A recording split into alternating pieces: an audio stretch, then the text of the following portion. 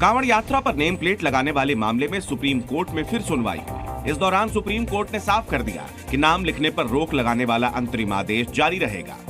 हालांकि कोर्ट ने यह भी कहा कि अगर कोई दुकानदार अपनी मर्जी से दुकान के बाहर अपना नाम लिखना चाहता हो तो हम उसे नहीं रोक सकते। यूपी सरकार ने इस मामले में सुप्रीम कोर्ट में अपना जवाब भी दाखिल किया, जिसमें दुकान के बाहर दुकानदारों के नाम लिखवाने के पीछे सरकार ने कई वजह बताई। योगी सरकार के मुताबिक ये फैसला इसीलिए लागू किया गया था ताकि गलती से भी कांवड़िये किसी दुकान में ऐसा न खा लें जिससे उनकी धार्मिक भावनाएं आहत हो जाएं। कांवड़ यात्रा में शांति, सुरक्षा और पारदर्शिता लाने के लिए ये आदेश लागू किया गया था।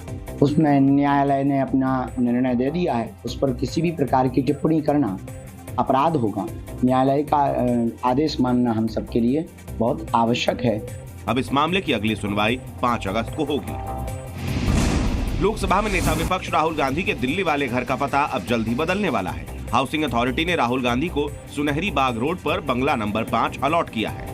सूत्रों के मुताबिक जनरल पूल के टाइप 8 बंगले को लेकर राहुल गांधी ने अपनी मंजूरी दे दी है। आधिकारिक आवंटन और सौंदर्यीकरण के बाद राहुल गांधी इस जगह शिफ्ट कर जाएंगे। इस बीच आज राहुल गांधी की बहन प्रियंका गांधी भी ये बंगला देखने पहुंची। उन्होंने बंगले का निरीक्षण किया और जानकारी दी। बाद में राहुल गांधी भी अपने नए बंगले पर पहुंचे और उसका जायजा लिया। दरअसल बीते साल मानहानि मामले में राहुल गांधी की संसद सदस्यता रद्द हुई थी। तब उन्होंने अपना 12 तुगलक लेन वाला बंगला छोड़ दिया था।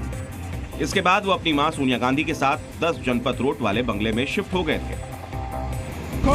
मध्य प्रदेश और उत्तर प्रदेश की सरकार ने सेना के अग्निवीरों को राज्य की नौकरियों में आरक्षण देने का ऐलान किया है।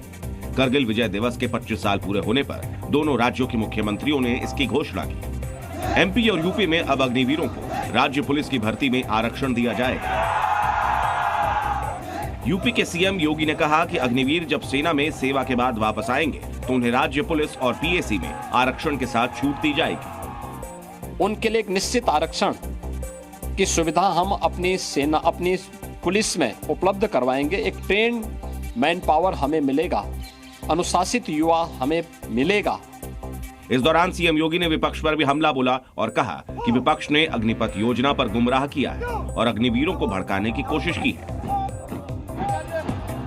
दुर्भाग्य है कि कुछ राजनीतिक दल, जिनके लिए स्वयं की राजनीति देश से बड़ी हो गई है, वे देश की कीमत पर राजनीति करना चाहते हैं और इस मुद्दे को लेकर के भी विपक्ष ने लगातार गुमराह करने का प्रयास किया। करगिल विजय दिवस की 25वीं वर्षगांठ पर पीएम नरेंद्र मोदी लद्दाख पहुंचे। इस दौरान पीएम मोदी ने 1999 करगिल की जंग में अपनी शहादत देने वाले शूरवीरों को नमन किया। साथ ही अपने 20 मिनट के संबोधन में पीएम मोदी ने पाकिस्तान और आतंकवाद पर जमकर निशाना साधा। मैं आतंकवाद के इन सरपरस्तों को कहना चाहता हूं कि उनके नापाक मंसूबे कभी कामयाब नहीं होंगे। करगिल युद्ध की 25वीं वर्षगांठ पर पीएम मोदी ने करगिल वॉर मेमोरियल जाकर करगिल युद्ध में इस्तेमाल किए गए हथियारों का भी मुआयना किया। तय कार्यक्रम के अनुसार पीएम मोदी ने शहीदों के परिजनों से भी मुलाकात की। इनमें शहीदों के माता पिता, उनकी पत्नियां और बच्चे भी शामिल थे। पीएम मोदी 1999 करगिल युद्ध लड़ने वाले जाबाजों से भी मिले। करीब 2 महीने से जारी संग्राम के बीच आज नीट परीक्षा का रिवाइज्ड रिजल्ट जारी हो गया। सुप्रीम कोर्ट ने सुनवाई के दौरान एनटीए को नीट यूजी की फाइनल आंसर शीट और रिवाइज रिजल्ट जारी करने के लिए कहा, जिसे आज एनटीए की तरफ से वेबसाइट पर अपलोड कर दिया गया। रिवाइज रिजल्ट में 17 छात्र ही टॉप रैंक पर है। पहले जारी नतीजों में 61 छात्र टॉपर थे। नए नतीजों के बाद नीट यूजी परीक्षा की मिनिमम क्वालिफाइंग कट ऑफ भी गिर गई है। ज्यादातर कैटेगरी में मेरिट 2-2 अंक गिर गए हैं। परीक्षा में फिजिक्स सेक्शन के एक सवाल को लेकर विवाद हो गया था। एनटीए ने इस सवाल के ऑप्शन में 2 जवाबों को सही माना था। आईआईटी दिल्ली के परामर्श के बाद सुप्रीम कोर्ट ने एक ही जवाब सही मानकर एनटीए को रिवाइज नतीजे जारी करने को कहा था। नीट परीक्षा 2 मई को आयोजित हुई थी। करीब 24 लाख छात्र इसमें शामिल हुए थे। कांवड़ मेले में नेम प्लेट लगाने को लेकर शुरू हुआ बवाल अभी थमा नहीं था। यह हरिद्वार प्रशासन का एक और फैसला चर्चा में आ गया। पहली बार हरिद्वार पुलिस ने कांवड़ मार्ग पर पड़ने वाली मस्जिदों और मजारों को कपड़ों से ढक दिया।